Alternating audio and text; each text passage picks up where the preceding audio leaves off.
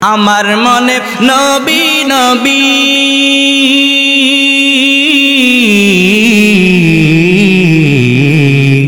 আমার মনে নবী নবী দুই চোখে মদিনার ছবি নবীর প্রেমে দিতে রাজি নবীর প্রেমে দিতে রাজি নবীর প্রেমে দিতে রাজি জীবনের সকল আমি নবীজির পাগল আমি মদিনার পাগল আমি নবীজির পাগল আমি মদিনার পাগল মদিনারি ধুলবানি মোর মদিনারি ধুলবানি মোর নয়নের কাজল আমি নবীজির পাগল আমি মদিনার পাগল আমি নবীজির পাগল আমি মদিনার পাগল শুনিলে মদিনার কথা ভুলতে পারি সকল ব্যথা শুনিলে মদিনার কথা ভুলতে পারি সকল ব্যথা শুনিলে মদিনার কথা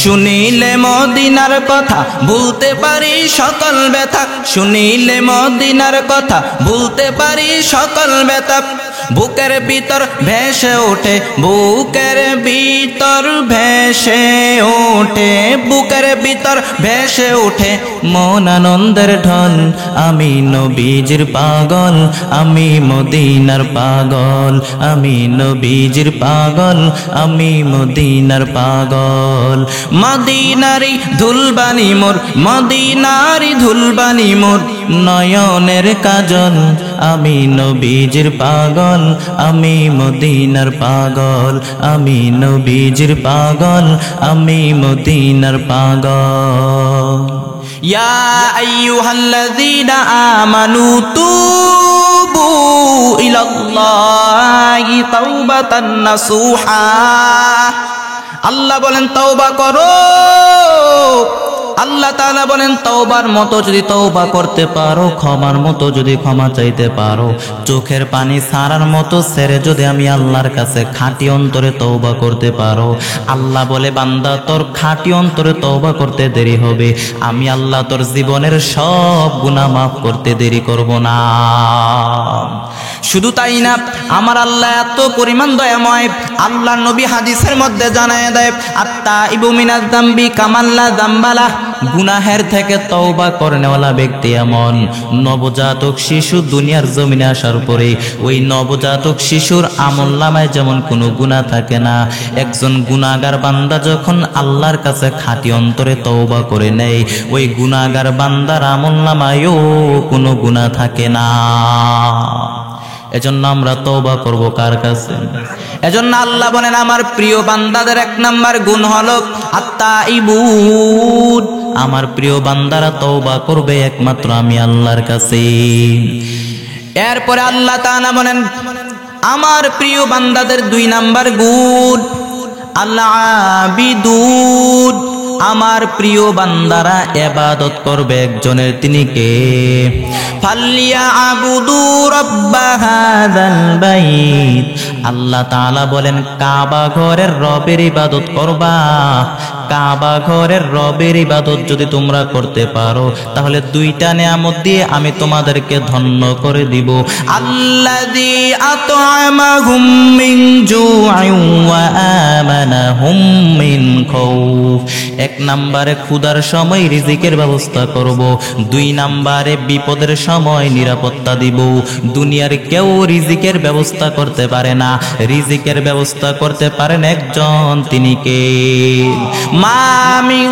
দাব্বাতিন ফিল আরদি ইল্লা আলাল্লাহি রিজকুহা ওয়া ইয়ালামু মুস্তাকাররাহা ওয়া মুস্তাওদাআহা ফি কুল্লি কিতাবিন মুবিন আল্লাহ তাআলা বলেন জমিনের মধ্যে যত প্রাণী আছে জমিনের মধ্যে যত মাখলুকাত আছে সবাইকে রিজিক দেয় কে এজন্য যেই আল্লাহ পাক রব্বুল আলামিন আমাদেরকে রিজিক দেয় ওই আল্লাহর ইবাদত করার দরকার আছে না নাই ওয়া কাদা রাব্বুকা আল্লা তা'বুদু ইল্লা ইয়া আল্লাহ তাআলা বলেন আল্লাহ তাআলা বলেন আমি আল্লাহর চূড়ান্ত ফয়সালা হলো এই পৃথিবীতে অন্য কারো ইবাদত চলবে না, ইবাদত চলবে একমাত্র কার?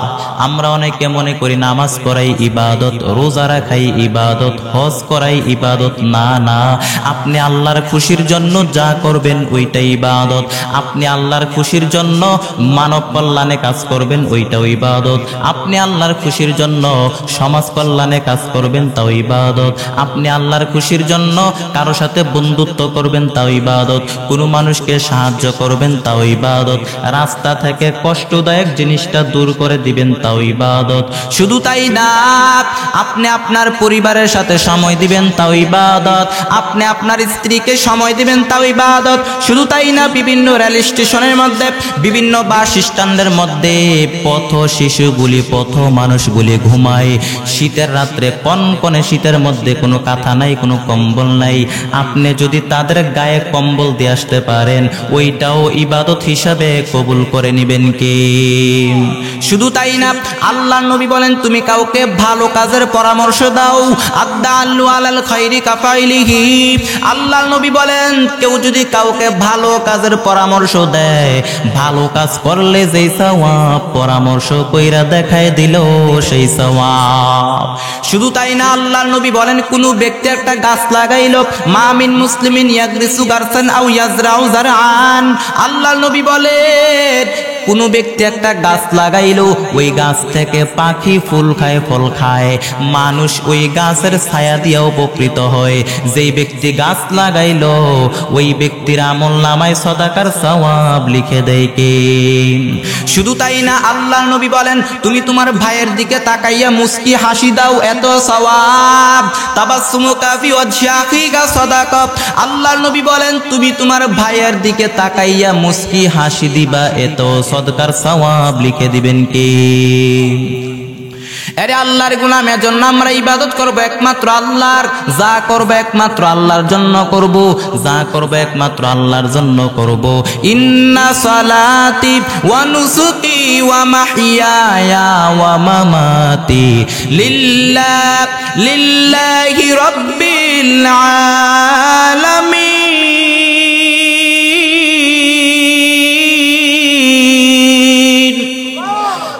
আমার নামাজ, আমার কুরবানি, আমার জীবন, আমার মরণ একজনের জন্য, তিনি কে?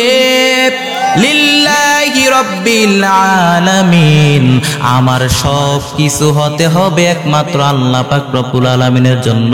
যা করব আল্লাহর জন্য করব, যা করব রাসূলের তরিকায় করব।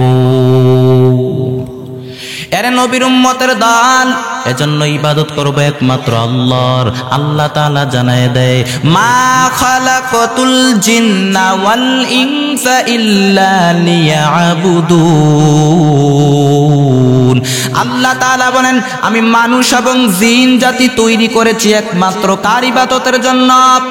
একমাত্র আল্লাহর ইবাদতের জন্য। আল্লাহ তাআলা আমাদেরকে সৃষ্টি করেছেন, মানব জাতি এবং জিন জাতি তৈরি করেছেন। এজন্য আল্লাহ তাআলা বলেন আমার প্রিয় বান্দাদের 2 নাম্বার গুণ হলো আমার প্রিয় বান্দারা ইবাদত করবে একমাত্র আমি আল্লাহর। এরপর আল্লাহ তাআলা বলেন আমার প্রিয় বান্দাদের 3 নাম্বার গুণ আল হামিদুন। আমার প্রিয় বান্দারা প্রশংসা করবে একজনের, তিনি কে? সকাল সন্ধ্যা সর্বদা বিপদে আপদে প্রশংসা করবে একমাত্র আল্লাহর। সাব্বাহা লিল্লাহি মা ফিস সামাওয়াতি ওয়া মা ফিল আরদি ওয়া হুয়াল আজিজুল হাকীম। আল্লাহ তাআলা বলেন আসমান এবং জমিনের মধ্যে যা কিছু আছে সবাই প্রশংসা করে কার? সবাই তাসবিহ পড়ে একমাত্র আল্লাহর। আল্লাহর নবী বলেন আল্লাহ তাআলা ওই বান্দাকে বেশি মহব্বত করেন যেই বান্দা খাওয়ার সময় প্রশংসা করবে একমাত্র আল্লাহর। আল্লাহ তাআলা ওই বান্দাকে বেশি পছন্দ করেন যেই বান্দা পানি পান করার সময়ও প্রশংসা করবে কার? আমরা জন্মলগ্ন থেকে মৃত্যু পর্যন্ত যদি আল্লাহর প্রশংসা করতে থাকি, জন্ম থেকে শুরু করে মৃত্যু পর্যন্ত যদি আল্লাহর প্রশংসা করতে শুরু করে দেই, তাসবিহ পড়তে শুরু করে দেই, আল্লাহর প্রশংসা করে শেষ করা যাবে নাকি? কুল্লাউ কানাল বাহরু মিদাদান লিকালিমাতি রাব্বি লানাফিদাল বাহরু ক্বাবলা আন তানফাদা কালিমাতু রাব্বি ওয়ালাউ জিনা বিমিসলিহি মাদাদা। আল্লাহ তাআলা বলেন, এই পৃথিবীর সব বড় বড় সাগরের পানিগুলোকে যদি কালি বানায় দাও, এই পৃথিবীর মধ্যে সবচাইতে বড় মহাসাগরের নাম হচ্ছে প্রশান্ত মহাসাগর, দ্বিতীয় মহাসাগরের নাম হচ্ছে আটলান্টিক মহাসাগর। আল্লাহ তাআলা বলেন, পৃথিবীতে যত বড় বড় সাগর আছে, সব বড় বড় সাগরের পানিগুলোকে যদি কালি বানায় দাও, পৃথিবীতে যত গাছ আছে সব গাছের পাতাগুলোকে যদি খাতা বানায় দাও, পৃথিবীর পানি নামক কালি দিয়া পৃথিবীর খাতা পাতা নামক খাতার উপরে যদি আমি আল্লাহর প্রশংসা লিখতে শুরু করে দাও, সব সাগরের পানি ফুরিয়ে যাবে, গাছের পাতা ফুরিয়ে যাবে, তারপরও আল্লাহর প্রশংসা করে কখনো শেষ করা যাবে না। শুধু তাই না, এজন্য আমরা প্রশংসা করব কার? আল্লাহর প্রশংসা করে শেষ করা যাবে নাকি? আল্লাহর প্রশংসা করে কখনো শেষ করা যাবে না। আল্লাহ নবী সাল্লাল্লাহু আলাইহি ওয়াসাল্লাম মসজিদে নববীর মধ্যে ইমামতিতে দাঁড়ায় গেলেন, আল্লাহু আকবার বলে নামাজ শুরু করলেন, রুকু থেকে দাঁড়াইয়া পড়লেন রব্বানা ওয়ালাকাল হামদ। এক সাহাবী অতিরিক্ত তাসবিহ পড়ল, হামদান কাসিরান তাইয়িবান মুবারাকান ফিহি। আল্লাহর নবী নামাজ শেষ করলেন, নামাজ শেষ করার পর ডাক দিয়া বললেন, ও সাহাবায়ে কেরাম, আমি তোমাদেরকে শিখিয়েছি রব্বানা ওয়ালাকাল হামদ। এক সাহাবী অতিরিক্ত তাসবিহ পড়েছো, কোন সাহাবী পড়েছো? দাঁড়াও। কেউ দাঁড়ায় না ভাই। আল্লাহর নবী ডাক দিয়ে বললেন, কোন সাহাবী পড়েছো? দাঁড়াও, আমি তোমাকে কিচ্ছু বলবো না। হঠাৎ করে এক সাহাবী দাঁড়ায় গেলেন, ডাক দিয়া বলেন, ও পয়গম্বর, আমি এই তাসবিহ পড়েছি। আল্লাহর নবী ডাক দিয়া বললেন, তুমি কেন এই তাসবিহটা পড়লা? আমি তো তোমাকে অতিরিক্ত তাসবিহ শিখাই নাই, তুমি কেন অতিরিক্ত তাসবিহটা পড়লা? সাহাবী ডাক দিয়া বললেন, ও পয়গম্বর, আল্লাহর তাসবিহ পড়তে আমার এত মজা লাগে, আল্লাহর তাসবিহ পড়তে প্রশংসা করতে আমার এত ভাল লাগে। আমি যখন আল্লাহর প্রশংসা করতে শুরু করে দেই, অল্প প্রশংসা করলে আমার পোষায় না, এজন্য আমি বেশি বেশি করে প্রশংসা করি, এজন্য অতিরিক্ত তাসবিহটা আমি পড়ে ফেললাম। আল্লাহর নবী ডাক দিয়ে বললেন, সাহাবী, তুমি কোনো টেনশন করিও না, কোনো বিচলিত হইও না। তোমরা তো দেখো নাই, আমি নবী তো নামাজের মধ্যে ছিলাম, আমি নবী দেখেছি তোমার এই অতিরিক্ত তাসবিহর সওয়াবটা আল্লাহর কাছে কার আগে কে পৌঁছে দিবে। 30 জনেরও বেশি ফেরেশতা আকাশের মধ্যে প্রতিযোগিতা শুরু করে দিয়েছে। এজন্য প্রশংসা করার দরকার আছে না নাই? প্রশংসা করলে খুশি হয় কে? সাব্বাহা লিল্লাহি মা ফিস সামাওয়াতি ওয়া মা ফিল আরদি ওয়া হুয়াল আজিজুল হাকীম। আসমান এবং জমিনের মধ্যে যা কিছু আছে সবাই প্রশংসা করে কার? সবাই তাসবিহ পড়ে একমাত্র আল্লাহর। এজন্য আল্লাহ তাআলা বলেন, আমার প্রিয় বান্দাদের 3 নাম্বার বৈশিষ্ট্য হলো, আমার প্রিয় বান্দারা প্রশংসা করবে একমাত্র আমি আল্লাহর। এরপর আল্লাহ তাআলা বলেন, আমার প্রিয় বান্দাদের 4 নাম্বার গুণ হলো সাইহুন। সাইহুনের ব্যাখ্যা হলো 3টা। 1 নাম্বার ব্যাখ্যা হলো আল্লাহর প্রিয় বান্দারা আল্লাহর রাস্তায় জিহাদ করবে। 2 নাম্বার ব্যাখ্যা হলো আল্লাহর প্রিয় বান্দারা ভ্রমণ করবে। 3 নাম্বার ব্যাখ্যা হলো আল্লাহর প্রিয় বান্দারা সফর রোজা রাখবে। রোজা নফল রোজা রাখবে, ফরজ রোজা রাখবে। রোজা রাখার দরকার আছে না নাই? আল্লাহর নবী বলেন, রমজানের ফরজ রোজার পরে শাওয়াল মাসের 6টা রোজা যে ব্যক্তি রাখবে, মান সামা রমাদানা সুম্মা আতবাহু সিত্তুম মিন শাওয়াল কানা কাসিয়া। আল্লাহর নবী বলেন, রমজানের ফরজ রোজার পরে শাওয়াল মাসের 6টা রোজা যে ব্যক্তি রাখবে, সে যেন সারা বছর রোজা রাখলো। আল্লাহর নবী আশুরা রোজা রাখতেন 2টা, আরাফা আরাফার রোজা রাখতেন, আইয়ামে বীজের রোজা রাখতেন 3টা 13, 14, 15, সপ্তাহে 2টা রোজা রাখতেন, সোমবার বৃহস্পতিবার। প্রশ্ন করা হলো সুইলান ইয়াউমুল ইসনাইন, ও পয়গম্বর আপনি সোমবার দিন রোজা রাখেন কেন? আল্লাহর নবী বলেন ফিহি উলিদতু, আমি এই দিনে জন্মগ্রহণ করেছি, শুকরিয়া স্বরূপ রোজা রাখি। রোজার দাম আছে না নাই? আল্লাহর নবী বলেন ইন্না ফিল জান্নাতি সামানিয়াতি আবওয়াব, জান্নাতের মোট 8টি দরজা। কয়টি দরজা? বাবু ইউসাম্মার রায়্যান, এর মধ্যে একটা স্পেশাল দরজা আছে, ওই স্পেশাল দরজার নাম হলো রায়্যান। লা ইয়াদখুলুহু ইল্লা সাইমুন, রোজাদার ব্যতীত কেউ এই দরজাতে প্রবেশ করতে পারবে না। যে একবার প্রবেশ করবে চিরকালের জন্য পানির তৃষ্ণা মিটে যাবে। রোজার পুরস্কার দিবেন একমাত্র আল্লাহ।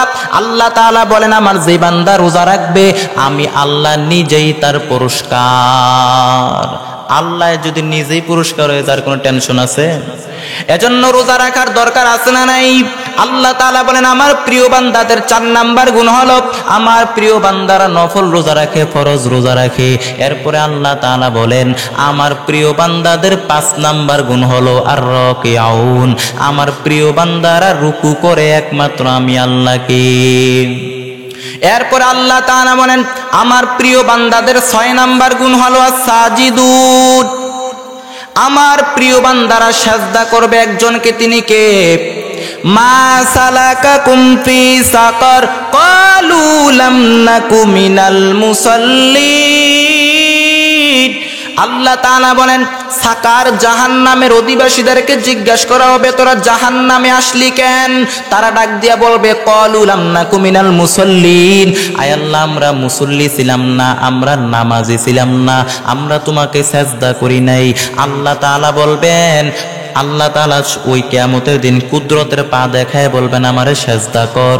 ও মিয়া, আল্লাহরও কুদরতের পা আছে, হাত আছে, তবে কেমন আছে আমরা জানি না। আল্লাহর যেমন থাকা দরকার ঠিক তেমন আছে। লাইসা কামিসলি শাইআ, তার মতো কেউ নাই, তিনি তার মতো। ওয়ালাম ইয়াকুল্লাহু কুফুয়ান আহাদ, তার সমতুল্য হতে পারে এমন কেউ আসমানেও নাই, কেউ জমিনের মধ্যেও নাই। কিয়ামতের দিন আল্লাহ তাআলা ডাক দিয়ে বলবেন কুদরতের পা দেখায় বলবেন আমারে সাজদা কর। দুনিয়ার জমিনে যারা আল্লাহকে সাজদা করেছে, নামাজগুলো পড়েছে, ফরজ নামাজগুলো পড়েছে, আল্লাহকে সাজদা করেছে, তারা মুহূর্তের মধ্যে আল্লাহু আকবার বলে সাজদার মধ্যে লুটায় পড়বে। আর যারা দুনিয়ার জমিনে আল্লাহকে সাজদা করে নাই, ফরজ নামাজগুলো পড়ে নাই, আল্লাহর হুকুম বিধানগুলি মানে নাই, তাদের পিঠটাকে লোহার মতো শক্ত করে দিবেন কে? ফলে তারা আল্লাহকে সেজদা করতে পারবে না। এরপরে আল্লাহ বলবেন যা এখন তোদের ঠিকানা হলো জাহান্নাম। এজন্য আমরা আল্লাহকে সেজদা করব, সেজদার বড় দাম। এরে আল্লাহর গোলাম, আল্লাহর নবী বলেন আকরাবু মা ইয়াকুনুল আবদু মির রাব্বিহি ওয়া হুয়া সাজিদ। আল্লাহর নবী বলেন বান্দা যখন সেজদায় পড়ে যায় আল্লাহর সবচাইতে নিকটে চলে যায়। আমরা দেখতে পাই সেজদাটা মসজিদের কার্পেটের উপরে পড়েছে, সেজদাটা মসজিদের ফ্লোরের উপরে পড়েছে, সেজদাটা মসজিদের টাইলসের উপরে পড়েছে।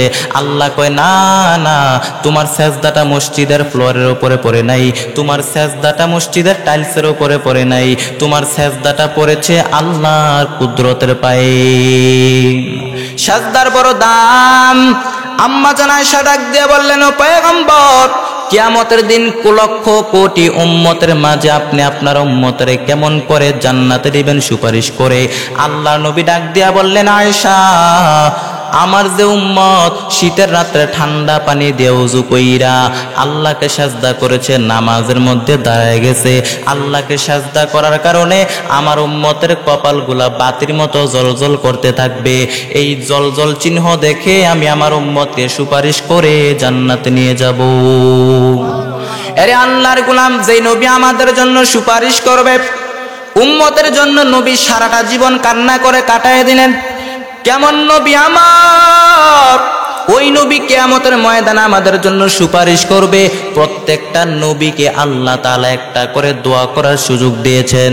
লিকুল্লি নাবিয়্যিন দাওয়াতিন মুস্তাজাবা, প্রত্যেকটা নবীকে একটা করে দোয়া করার সুযোগ দিয়েছেন। ওই দোয়াটা করা মাত্রই কবুল।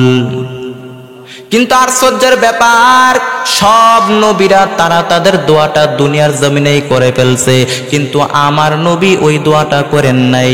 সব নবীরা তারা তাদের দোয়াটা দুনিয়ার জমিনে বিপদের সময় কাজে লাগায় ফেলছে, কিন্তু আমার নবী ওই দোয়াটা করেন নাই।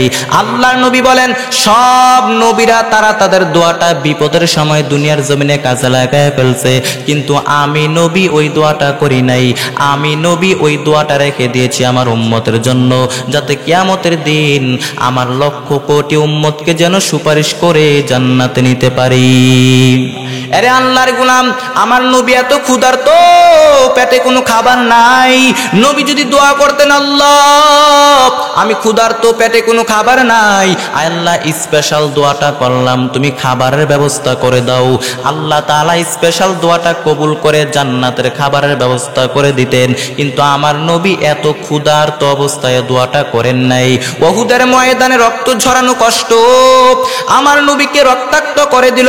উহুদের ময়দানে যদি আমার নবী দোয়া করতেন, আল্লাহ ওই স্পেশাল দোয়াটা করলাম, তুমি আমাকে উহুদের ময়দানে বিজয় দিয়া দাও, সাথে সাথে আল্লাহ তাআলা মুহূর্তের মধ্যে দোয়াটা কবুল করে উহুদের ময়দানে বিজয় দিয়া দিতেন। কিন্তু আল্লাহর নবী রক্ত ঝরাইলেন, এত কষ্টের পরেও আমার নবী দোয়াটা করেন নাই। একমাত্র আমার জন্য, আপনার জন্য দোয়াটা রেখে দিয়েছেন, যেন কিয়ামতের দিন ওই দোয়াটা করে আমার নবী আমাদেরকে সুপারিশ করে জান্নাতে নিতে পারে। আরে আল্লাহর গোলাম, এজন্য আমরা সাজদা করব একমাত্র আল্লাহকে। আল্লাহ তাআলা বলেন, আমার প্রিয় বান্দাদের 6 নাম্বার গুণ, আমার প্রিয় বান্দাদের 6 নাম্বার গুণ হলো আমার প্রিয় বান্দারা সাজদা করবে একমাত্র আমি আল্লাহকে। এরপরে আল্লাহ বলেন, আমার প্রিয় বান্দাদের 7 নাম্বার গুণ আল আমিরুনা বিল মারুফ। আমার প্রিয় বান্দাদের 7 নাম্বার গুণ হলো সৎ কাজে আদেশ দিবে, ওয়ান্নাহুনা আনিল মুনকার, অসৎ কাজ থেকে নিষেধ করবে। আমরা এখন সৎ কাজে আদেশ দিতে চাই না, অসৎ কাজ থেকে নিষেধ করতে চাই না। আমাদের এখন সব সয়ে গেছে, ভালো কাজে আদেশ দিতে চাই না, অসৎ কাজ থেকে নিষেধ করতে চাই না। এরকম মানুষ আছে না নাই? ঝগড়া লাগলে থামায় দিতে চাই না, ঝগড়া লাগলে আরো লাগায় দেয়, যেখানে পানি দেওয়ার দরকার ওইখানে তেল দেয়। এরকম তেল দেয় না, রোগ আছে না নাই? আল্লাহ নবী বলেন, মান রাআ মিনকুম মুনকারান ফালিয়ুগাইয়িরহু বিয়াদিহি। আল্লাহ নবী বলেন, সমাজের মধ্যে যদি কোনো অন্যায় দেখতে পাও, ক্ষমতা থাকলে হাত দিয়ে জমিনের মধ্যে থাপ্পড় মেরে গুড়িয়ে দাও। যদি তা ক্ষমতা না থাকে, ফা ইল্লাম ইয়াস্তাতি ফা বিলিসানিহি, তাহলে জবান দিয়া প্রতিবাদ করো। তাও যদি সামর্থ্য না থাকে, ফা ইল্লাম ইয়াস্তাতি ফা বিকলবিহি, তাহলে অন্তরে অন্তরে ধারণা রাখো কিভাবে জালেমের জুলুম সমাজ থেকে বিদায় করা যায়। এটা দুর্বল ঈমানের পরিচয়। চুপ থাকলে মুমিন হওয়া যায় না, চুপ থাকলে ইমানদার হওয়া যায় না। আসাকিতু আনিল হাক্কি শয়তানু আখরাস। সমাজের মধ্যে অন্যায় দেখে, অবিচার দেখে যারা মুখের মধ্যে কষ্টিপ লাগায় রেখে চুপ থাকে, এরা মুমিন না, এরা হলো বোবা শয়তান। আমাদের সমাজে এরকম বোবা শয়তান আছে না নাই? হক কথা বলতে চায় না, টাকার ভান্ডেল পকেটের মধ্যে ঢুকায়, এরকম আছে না নাই? এজন্য আল্লাহ তাআলা বলেন, আমার প্রিয় বান্দাদের 7 নাম্বার গুণ হলো আল আমিরুনা বিল মারুফ। আমার প্রিয় বান্দারা সৎ কাজে আদেশ করে, অসৎ কাজ থেকে নিষেধ করে। লুকমান হাকিম তার সন্তানকে নসিহত করে ডাক দিয়ে বললেন, এরে আমার সন্তান, সৎ কাজে আদেশ কর, অসৎ কাজ থেকে নিষেধ কর। কারণ তার মানে বুঝাইলেন, বাবা তুই একা ভালো হলেই হবে না, সমাজটারও ভালো করতে হবে। তুই একা নামাজি হলে হবে না, তোর পরিবারটাকেও তুই নামাজি বানাবি। তুই একা ভালো হলেই হবে না, সমাজটারও ভালো করতে হবে। কারণ আযাব আর গজব যখন আসবে, শুধু জালেমরা মরবে না, আলেমরাও মরবে। ঠিক কিনা? তার মানে সৎ কাজে আদেশ দেওয়ার দরকার আছে না নাই? সৎ কাজে আদেশ দিব, সৎ কাজ থেকে নিষেধ করব।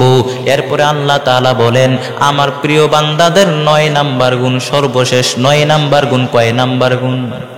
9 নাম্বার গুণ, ওয়াল হাফিযুনা লিহুদুদিল্লাহ। আল্লাহ তাআলা বলেন, আমার প্রিয় বান্দাদের 9 নাম্বার গুণ, আমার প্রিয় বান্দাদের 9 নাম্বার গুণ হলো আমার প্রিয় বান্দারা আমি আল্লাহর দেওয়া সীমানাকে তারা রক্ষা করে, আমি আল্লাহর দেওয়া বর্ডারকে তারা রক্ষা করে। হুদুদের তাফসীর আসছে 2টা, হালাল আর হারাম।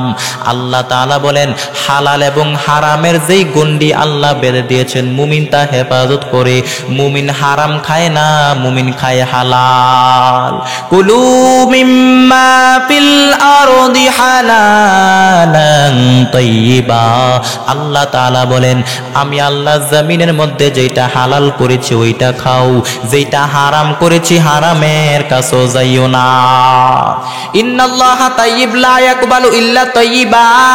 আল্লাহ নবী বলেন আল্লাহ তাআলা নিজে পবিত্র, তিনি যেটা গ্রহণ করবেন ওইটাও হওয়া লাগবে পবিত্র। অর্থাৎ তিনি হালাল ব্যতীত হারাম তিনি কবুল করেন না, অর্থাৎ হারাম আল্লাহর দরবারে যাবে না। হালালের মধ্যে বরকত ঢুকায় দিয়েছেন কি? আল্লাহর নবীর একজন সাহাবী, নবীজির জামানায় আল্লাহর নবীর একজন সাহাবী বাইতুল্লাহর পাশে কাবা ঘরের পাশে দোয়া করতে করতে কান্না করতে করতে শেষ, ঘামতে ঘামতে শেষ। সাহাবায়ে কেরাম মনে করলেন এই সাহাবী যেমন ভাবে দোয়া শুরু করছে, কান্নাকাটি করা শুরু করছে, আজকে এই সাহাবীর সব দোয়া কবুল হয়ে যাবে। আল্লাহর নবী বললেন তোমরা কি তাই মনে করো নাকি? তোমরা কি তাই মনে করো নাকি? মা তাআমুহু হারাম, সে যা খায় হারাম খায়। মা সাওবুহু হারাম, তার গায়ে যে কাপড়টা দেখো এটা হারাম টাকার কিনা। মাশরাবাহু হারাম, সে যে শরাব খায় ওইটা হারাম। আইয়াস্তাজাবালা, আল্লাহর কি ঠেকা পড়ছে তার দোয়াটা কবুল করার? তার মানে আল্লাহর নবীর সাহাবী হওয়ার পরেও, আল্লাহর নবীর এত বড় সাহাবী হওয়ার পরেও হারাম ভক্ষণ করার কারণে দোয়া কবুল হয় না। কাবা ঘরের পাশে, যেই কাবা ঘরের পাশে দোয়া করলে আল্লাহ তাআলা দোয়া ফিরিয়ে দেয় না। অনেক হাজী সাহেব ডাক দিয়া বলে হুজুর কাবা ঘরের সামনে দাঁড়াইয়া যতটা দোয়া করলাম, যেই দোয়া করলাম আল্লাহর হাতে, আল্লাহর কাছে 2টা হাত বাড়াইয়া যা চাইলাম আল্লাহ তাআলা একটা দোয়াও ফিরিয়ে দেয় নাই। কাবা ঘরের দিকে তাকাইয়া যতটা দোয়া করলাম একটা দোয়াও আল্লাহ তাআলা ফিরে দেয় নাই। আর আল্লাহর নবীর একজন সাহাবী কাবা ঘরের পাশে বাইতুল্লাহর পাশে দাঁড়ায়া দোয়া করলেন, কিন্তু হারাম ভক্ষণ করার কারণে দোয়া আল্লাহ কবুল করেন নাই। তার মানে হারাম আল্লাহর দরবারে যাবে না, হালালের মধ্যে বরকত ঢুকিয়ে দিয়েছেন কে? হারাম যদি পাহাড় সমপরিমাণ হয় কোনো লাভ নাই, 10 তলা 20 তলা মসজিদ মাদ্রাসা করেন কোনো লাভ নাই। কিন্তু হালাল যদি সামান্য হয় হালালের মধ্যে বরকত ঢুকায় দিয়েছেন কে? যারা হালাল খায় তাদের কোনো টেনশন নাই, যারা হালাল খায় তাদের কোনো ঘুমে কোনো টেনশন নাই, যেইখানে রাত ওইখানে কায়। কারণ সারাদিন কাজ করার পর এমনভাবে ঘুম দেন নাকটাই না, টাকের ইনজুলও ফেল। আর কোনো দাওয়াতের অনুষ্ঠানে গেলে তো কোনো কথাই নাই, কোবা কোবা শামসু। তার মানে হালালের মধ্যে বরকত আল্লাহ ঢুকায় দিয়েছেন, হারামের মধ্যে কোনো বরকত নাই। যারা হারাম খায় তাদের কোনো ঘুম নাই, তাদের শান্তি নাই, ট্যাবলেট ছাড়া ঘুম আসে না, স্ত্রীর কথা শুনে না, বিবি কথা শুনে না, সন্তান কথা শুনে না, টেনশন, হামলা মামলার ভয়, ডাকাইতের ভয়, ঘুম নাই। ডাক্তারের পরামর্শ নিয়ে ফজরের আগে রাস্তা মাপা লাগে, আসনা নাই।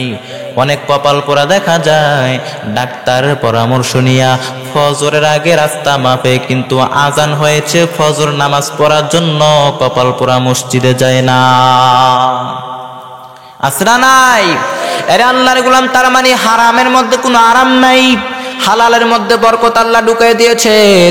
কুলু মিম্মা ফিল আরদি হালালান তাইয়্যিবা।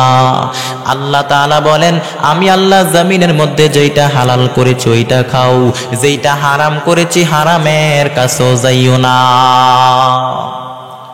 আরে আল্লাহর গোলাম, এরপরে আল্লাহ তাআলা বলেন হুদুদের 2 নাম্বার তাফসীর হলো ফারাইজিল্লাহ। আল্লাহর মুমিন বান্দারা আল্লাহর ফরজকে হেফাজত করে।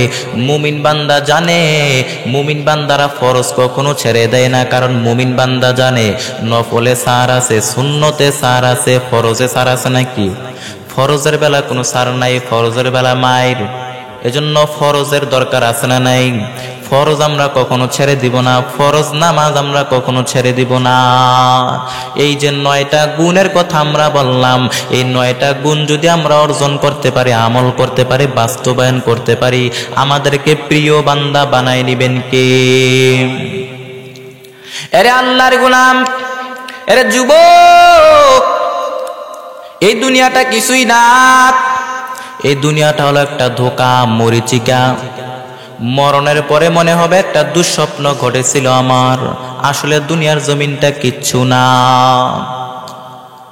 এরে যুবক, বালিশের সাথে একটু মাথাটা লাগায় চিন্তা করো, তোমার মতো কত যুবক রাস্তাঘাটে অত অ্যাক্সিডেন্ট হয়ে মারা যায়। মরণের কোনো গ্যারান্টি আছে নাকি? কোন সময় কার মরণ হয় বলা যায় না। এর যুবক, সময় থাকতে আমার মাওলারে বলিও না, আমার মাওলার শরণাপন্ন হয়ে যাও। এর যুবক, তাকায় দেখো, তোমার মতো একজন যুবক, তোমার মতো কত যুবক 5 ওয়াক্ত নামাজ পড়ে 1 ওয়াক্ত নামাজও বাদ দেয় না। তুমি কেন পারবা না রে ভাই? তোমার মতো কত যুবক স্কুল কলেজে পড়ে, ভার্সিটিতে পড়ে, 5 ওয়াক্ত নামাজ পড়ে 1 ওয়াক্ত নামাজও বাদ দেয় না। তোমার মতো কত যুবক শ্রমিকের কাজ করে, ড্রাইভারি করে, 5 ওয়াক্ত নামাজ পড়ে 1 ওয়াক্ত নামাজও বাদ দেয় না। তুমি কেন পারবা না রে যুবক ভাই? এর যুবক ভাই, আজকে থেকে আল্লাহর কাছে ওয়াদা করে নাও, আয় আল্লাহর কখনো নামাজ বাদ দিব না, কখনো নামাজ বাদ দিব না। গুনাহ যা করছি, যা অন্যায় করছি তুমি মাফ করে দাও। আজকে থেকে 5 ওয়াক্ত নামাজ পড়বো, মা বাবার সাথে বেয়াদবি করব না, মা বাবার কথা অনুযায়ী চলবো, নবীর আদর্শ অনুযায়ী চলবো, নবীর আদর্শ কখনো ছেড়ে দিব না। এর যুবক, নবীর আদর্শকে গ্রহণ করে নাও। ওই নবীর আদর্শের মতো কোন আদর্শ দুনিয়ার জমিনে আছে নাকি? আল্লাহ তাআলা বলেন, লাকাদ কানা লাকুম ফি রাসূলিল্লাহি উসওয়াতুন হাসানা, অবশ্যই রহমাতুল লিল আলামিনের মধ্যেই রয়েছে তোমাদের জন্য উত্তম আদর্শ। নবীর আদর্শ এত সুন্দর। এর আল্লাহর গোলাম, তাকায় দেখো, আমার নবীর আদর্শ এত সুন্দর। শুধু মুসলমান কেন, বিধর্মীরা পর্যন্ত আমার নবীর সুন্দর আদর্শ দেখা কালেমা পড়ে পড়ে মুসলমান হচ্ছে। আজকে বেঈমানরা নবীর আদর্শ মেনে মেনে চলে, কিন্তু কালেমাটা পড়ে না, কিন্তু নবীর আদর্শটা মেনে চলে। আমরা মুসলমান হইয়ে নবীর আদর্শকে মানতে পারি না। এর যুবক, তাকায় দেখো, নবীর ইন্তেকালের পর, নবীর ইন্তেকালের 1500 বছর হয়ে গেল, 1500 বছর পরেও নবীর সুন্দর আদর্শ দেখা কত বিধর্মীরা কালেমা পড়ে মুসলমান হচ্ছে। ওই নবীর আদর্শের মতো কোনো আদর্শ হয় না। যেই নবীর আদর্শের মধ্যে কোনো মিথ্যা নাই, যেই নবীর আদর্শের মধ্যে কোনো আমানতের খেয়ানত নাই, যেই নবীর আদর্শের মধ্যে ওয়াদার কোনো খেলাফ নাই, ওই নবীর আদর্শ কত সুন্দর। এর যুবক, ওই নবীর আদর্শকে গ্রহণ করে নাও। আপনারা কি বিরক্ত হচ্ছেন? ঘুমে ধরছে? অনেকে মনে বিরক্ত হচ্ছে, এই যে উঠে চলে যাচ্ছে। আপনারা বসেন, আর বেশি দেরি করব না, একটু ধৈর্য ধরেন। ধৈর্যের দাম দিবে কে? ইন্নামা ইউওয়াফাস সাবিরুনা আজরাহুম বিগাইরি হিসাব। ধৈর্য ধারণকারীদের জন্য জান্নাত রেখেছেন কে? আল্লাহ পাক আমাদেরকে ধৈর্যশীল বানায় দেন, বলেন আমিন। আরে আল্লাহর গোলাম, ওই নবীর মহব্বত দরকার আছে না নাই? ওই নবীর মহব্বত অন্তরে ঢুকায় নাও। সাহাবায়ে কেরাম আমার নবীকে এত পরিমাণ মহব্বত করত, সাহাবায়ে কেরাম আমার নবীকে এত পরিমাণ ভালোবাসতো, আমার নবীর জন্য সাহাবায়ে কেরাম জীবনটা পর্যন্ত দিয়া দিত। আল্লাহর নবীর একজন সাহাবী হযরত হানজালা রাদিয়াল্লাহু তাআলা আনহু আমার নবীর মহব্বতে, আমার নবীর ভালোবাসায় জীবনটা পর্যন্ত আল্লাহর রাস্তায় দিয়ে দিল, শহীদ হয়ে গেল, শাহাদাত বরণ করলো। বিয়ের ঘরে, বাসর ঘরে, বিবাহের রাত্র গোসল ফরজ হয়ে গেল। গোসলখানায় গিয়া শুনে নবী নাই, নবী নাই। গোসলখানায় গিয়া শুনে নবী নাই। হযরত হানজালা পাগলের মতো দৌড়ায়, বিবির কাছে গিয়া বলে, বিবি আমার নবী নাকি দুনিয়ার জমিনে নাই, ওই নবী যদি না থাকে আমি হানজালা বেঁচে থেকে কোনো লাভ নাই, কাপড় নেও, তরবারি দেও।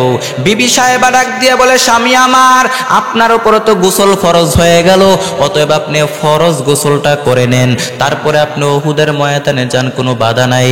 হানজালা ডাক দিয়া বললেন, না না, যেই নবীর জন্য জীবন পাইলাম, যেই নবীর জন্য জীবন পাইলাম, আমি আজকে কার জন্য গোসল করব? ওই নবী যদি না থাকে আমি হানজালা বেঁচে থেকে কোনো লাভ নাই।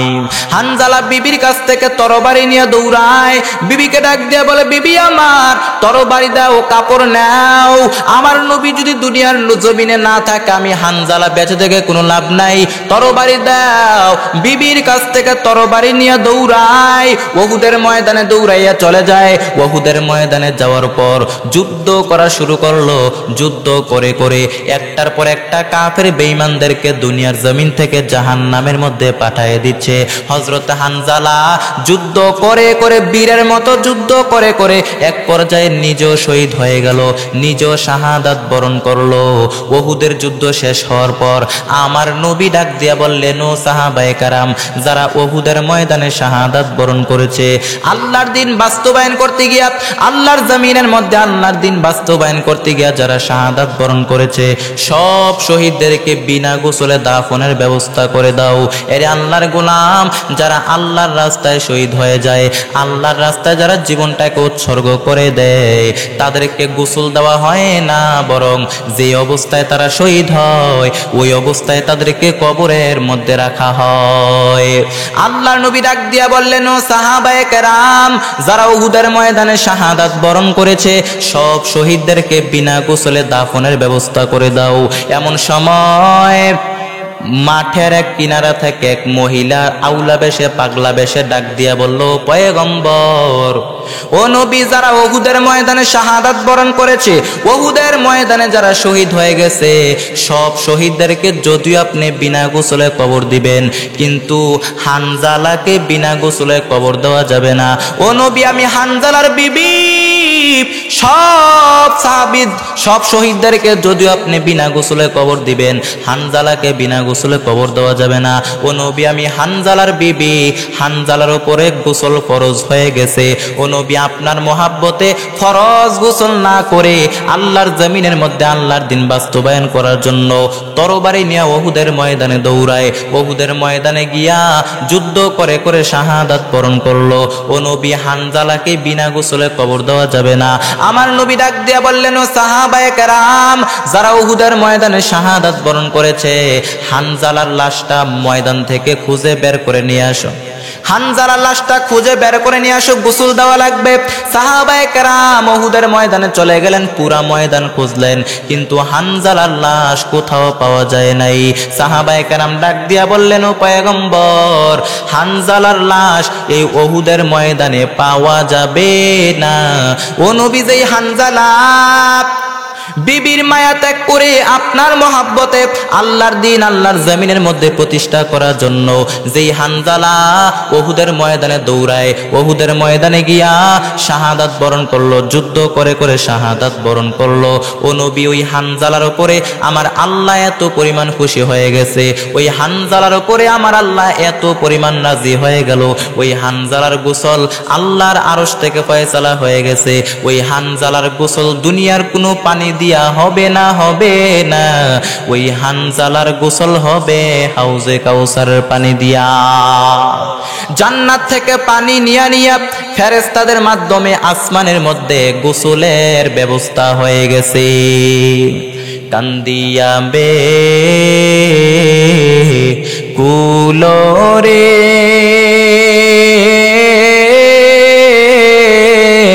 হানজালা শহীদ রে, কলিজাসি রে ছেড়ে সেই জঙ্গে উহুদে, নবীর এক সাহাবী ছিলেন হানজালা নামেতে।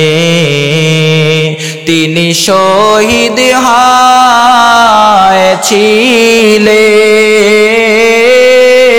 হয়েছিলেন বিবাহের রাত রীতের সেই জঙ্গে উহুদে। যুদ্ধে গেলেন শহীদ হইলেন নাপাক হালাতে। যুদ্ধে গেলেন শহীদ হইলেন নাপাক হালাতে। নবী জেনে সাহাবাদের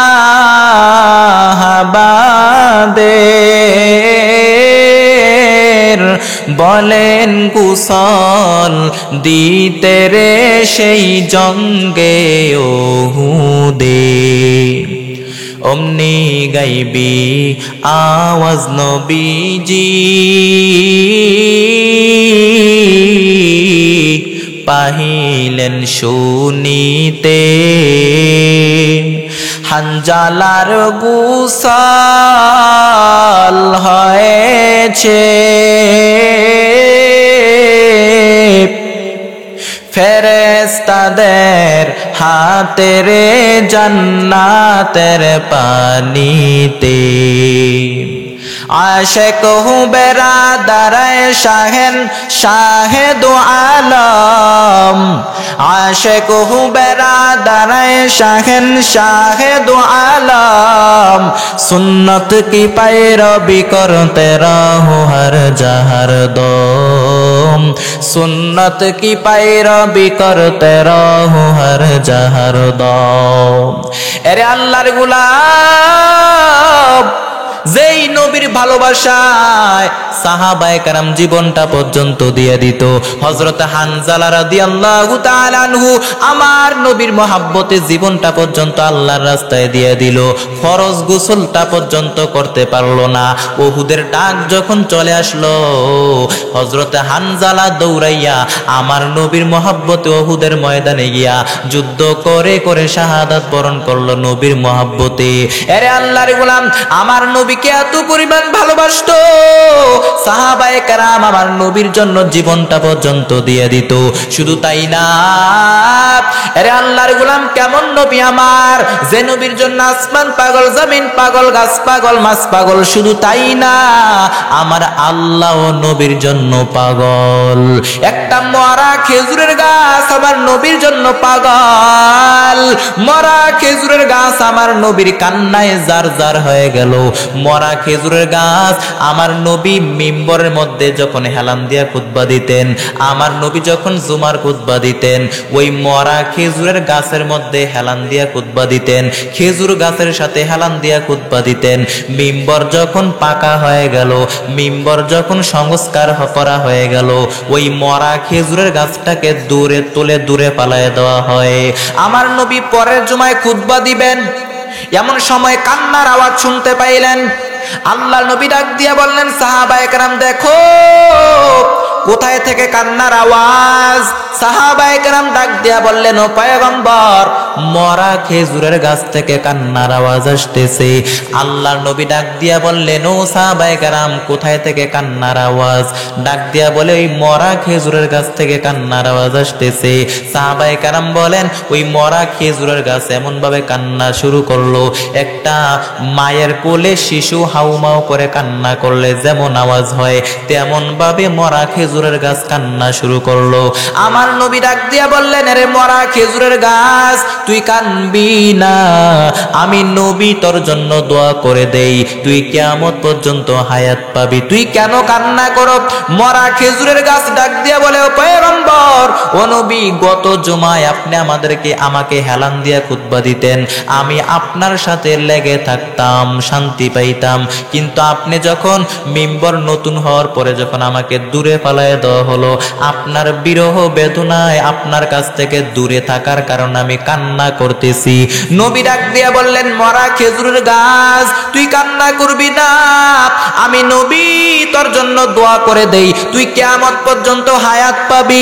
শুধু তাই না, আমি নবী তোর জন্য দোয়া করে দেই, তোর মধ্যে বরকতের খেজুর হবে, এমন বরকতের খেজুর হবে আমার উম্মত তোর মধ্য থেকে কিয়ামত পর্যন্ত খেজুর খাবে, তোর খেজুর খাইয়া কখনো কমাতে পারবে না। মরা খেজুরের গাছ ডাক দিয়া বললেন, ও পয়গম্বর, আমি হোক আমি তাও চাই না। নবী ডাক দিয়া বললেন, তাহলে কি চাস? মরা খেজুরের গাছ ডাক দিয়া বললেন, ও পয়গম্বর, আমি চাই আপনি যেই জান্নাতের মধ্যে থাকবেন, যেই জান্নাতের খাটের মধ্যে আপনি শুইবেন, ওই খাটের মধ্যে আপনার মাথা মুবারকের পাশে আমি একটা জীবিত খেজুরের গাছ হইয়া আপনি নবীকে ছায়া দিতে চাই। উস্তুনেহান নানা আজ হাজরে রসুল লান মিজাদ হাম চুয়ার বাবুল মান আহাব্বা সুন্নতি কৌলে রসুল মজদায়ে কানা হাম কুন কবুল। রহমতে আলাম নবী, নবী দুজাহান, রহমতে আলাম নবী, নবী দুজাহান। সাহাবীরা আতর বানায় ওই নবীজির ঘাম, বলো সাহাবীরা আতর বানায় ওই নবীজির ঘাম। হায় হায় চিনো জানো মানো কেমন আমার নবীজি, যাহার পাগল চন্দ্র সূর্য তারকারাজি, যাহার পাগল চন্দ্র সূর্য তারকারাজি। বাবা আরো শুনবানি সুন্দর কাহিনী, আরো শুনবানি সুন্দর কাহিনী। জান্নাতের রোমে রোমে লেখা নবীর নাম, বলো জান্নাতের রোমে রোমে লেখা নবীর নাম, বলো রহমতে আলাম নবী, রহমতে আলাম নবী, নবী দুজাহান। রহমতে আলাম নবী, নবী দুজাহান। সাহাবীরা আতর বানায় ওই নবীজির ঘাম, বলো সাহাবীরা আতর বানায় ওই নবীজির ঘাম। উস্তুনে হান্নানা একটা খেজুর গাছের নাম, যাকে ধরে খুতবা দিতেন রসুলে আকরাম, যাকে ধরে খুতবা দিতেন রসুলে আকরাম। গাছটা নবীর বিরহে কাঁদিতে রহে, নবীর বিরহে গাছ কাঁদিতে রহে। হতবাক হইলেন দেখে সাহাবায়ে কেরাম, বলো রহমতে আলাম নবী, নবী দুজাহান। রহমতে আলাম নবী, নবী দুজাহান। সাহাবীরা আতর বানায় ওই নবীজির ঘাম, বলো সাহাবীরা আতর বানায় ওই নবীজির ঘাম।